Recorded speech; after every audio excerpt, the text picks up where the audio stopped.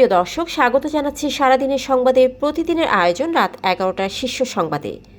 সারা বিশ্বের গুরুত্বপূর্ণ সব সংবাদের শিরোনাম জেনে নিন শুরুতেই। ইতিহাসের সর্বনিম্ন ইরানি মুদ্রার মান, $1 7,77,000 রিয়াল। রূপালী ব্যাংকে জিম্মি দশা, 3 ডাকাতের আত্মসমর্পণ। শেখ হাসিনার নির্দেশে ইন্টারনেট বন্ধ রাখার স্বীকারোক্তি পলকের।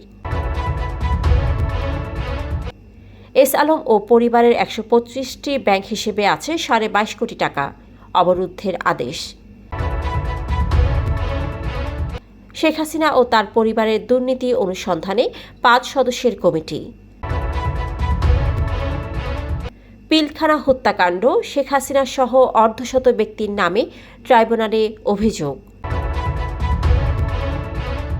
ব্যাংককে 6 দেশের বৈঠক, রোহিঙ্গা প্রত্যাবাসনের রোডম্যাপ চায় ঢাকা, জানালেন পররাষ্ট্র উপদেষ্টা। গুমের সাথে জড়িত থাকার অভিযোগে 20 কর্মকর্তার দেশ ত্যাগে নিষেধাজ্ঞা। আফগানিস্তানে পৃথক সড়ক দুর্ঘটনায় নিহত 52। পাকিস্তান থেকে ফের সেই জাহাজ আসছে চট্টগ্রাম বন্দরে। প্রিয় দর্শক, এবারে জেনে নিন বিস্তারিত। ফ্যাশন ব্র্যান্ড মানে আর্ট। ইরানি মুদ্রা রিয়ালের দাম আজ বুধবার ইতিহাসের সর্বনিম্ন পর্যায়ে নেমে গেছে। নভেম্বরে ডোনাল্ড ট্রাম্পের নির্বাচনে জয়লাভের পর থেকে রিয়ালের দাম 10% কমেছে। বর্তমানে প্রতি ডলারে 7,77,000 রিয়াল মেলে, যা 5 নভেম্বরের পর সবচেয়ে নিচে নেমেছে। মধ্যপ্রাচ্যে উত্তেজনা ও জ্বালানি সংকটের কারণে রিয়ালের অবস্থা দুর্বল হয়েছে।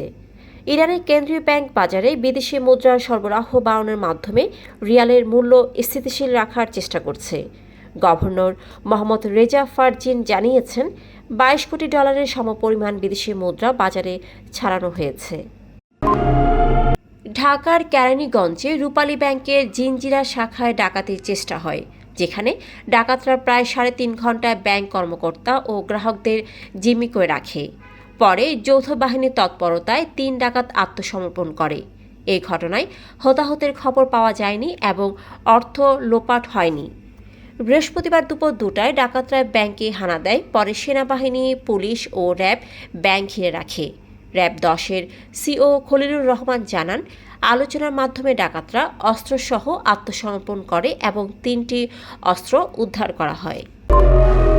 ক্ষমতাচ্যুত সাবেক প্রধানমন্ত্রী শেখ হাসিনার নির্দেশে গত জুলাই-আগস্টে বৈষম্যবিরোধী আন্দোলন চলাকালে ইন্টারনেট বন্ধ রাখা হয়েছিল বলে স্বীকারোক্তি দিয়েছেন সাবেক ডাক, টেলিযোগাযোগ ও তথ্য প্রযুক্তি প্রতিমন্ত্রী জুনায়েদ আহমেদ পলক।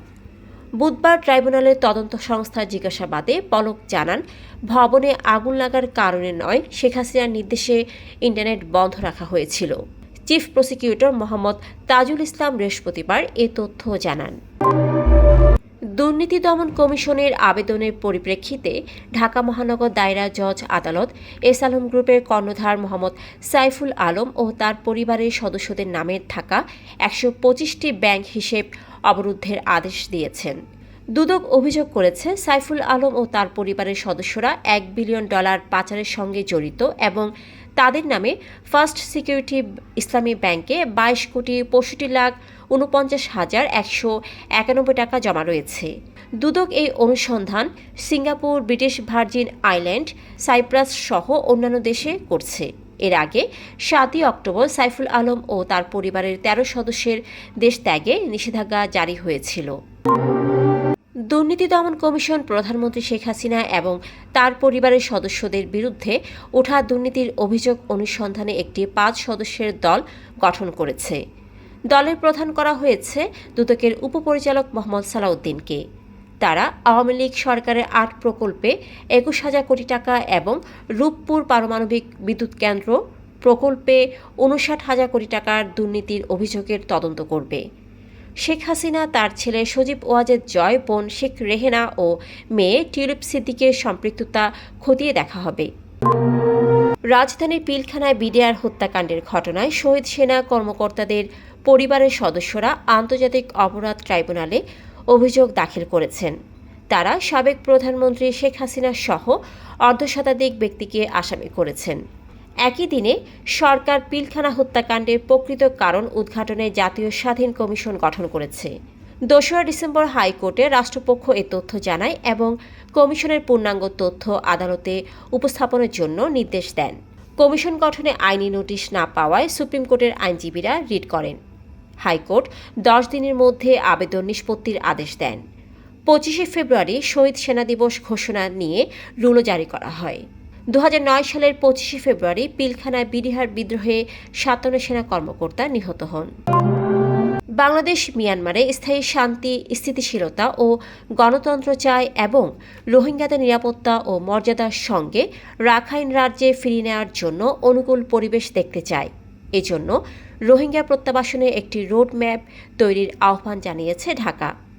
পররাষ্ট্র উপদেষ্টা মোহাম্মদ তৌহিদ হোসেন থাইল্যান্ডের ব্যাংককে আজ অনুষ্ঠিত মিয়ানমার ও প্রতিবেশী ৫ দেশের মন্ত্রী পর্যায়ের সভায় এসব বিষয় তুলে ধরেন। তিনি মিয়ানমার থেকে ৬০,০০০ অতিরিক্ত রোহিঙ্গার বাংলাদেশে অনুপ্রবেশ ও সীমান্তে চলমান সশস্ত্র সংঘাত, অপরাধ, মাদক ও অস্ত্র পাচারের বিষয়ে উদ্বেগ জানান। উপদেষ্টা রোহিঙ্গা প্রত্যাবাসনের জন্য একটি পথনকশা তৈরি এবং আসিয়ান সহ আঞ্চলিক পক্ষগুলোর সক্রিয় ভূমিকা পালনের আহ্বান জানান। গুম সংক্রান্ত ঘটনার সঙ্গে জড়িত থাকার অভিযোগে সাবেক ও বর্তমান ২০ সরকারি কর্মকর্তার দেশত্যাগে নিষেধাজ্ঞা আরোপের নির্দেশ দিয়েছে স্বরাষ্ট্র মন্ত্রণালয়ের সুরক্ষা সেবা বিভাগ।